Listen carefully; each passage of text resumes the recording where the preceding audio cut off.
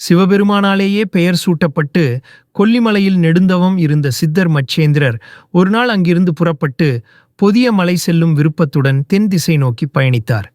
மக்களை சந்திக்கவும் அவர்களின் வாழ்க்கை துயர் போக்கவும் எண்ணம் கொண்ட மச்சேந்திரர் விண்வழி செல்லும் சித்து தவிர்த்து நடைப்பயணம் மேற்கொண்டார்.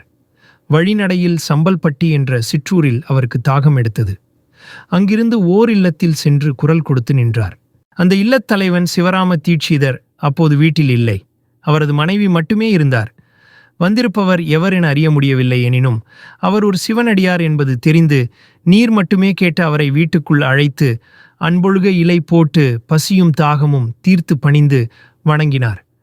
உபசரிப்பில் மனம் குளிர்ந்தவராக அம்மையாரை வாழ்த்திய மச்சமுனி சித்தர் அம்மையாரின் முகத்தில் இழையோடிய சோகத்தை குறிப்பால் உணர்ந்தார்.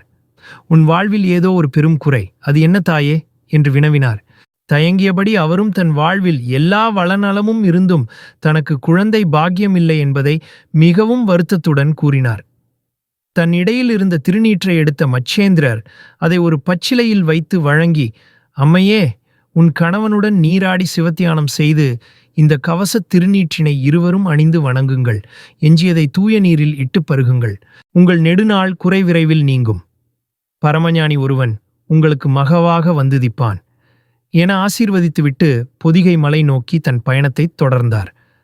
பிறகு சிவராம தீட்சிதரின் துணைவியார் நீராடச் சென்றார்.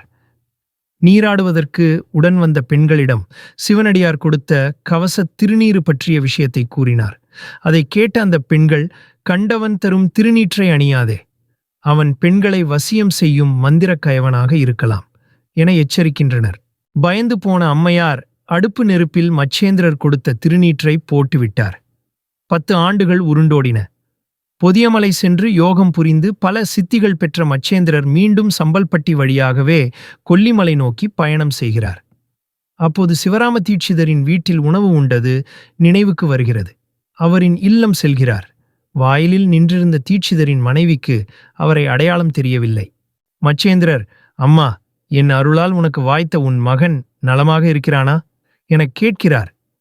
பயந்து கூனி குறுகி அவர் கொடுத்த திருநீற்றை அச்சம் காரணமாக அடுப்பு நெருப்பில் எரித்ததை கூறி மன்னிப்பு வேண்டுகிறார்.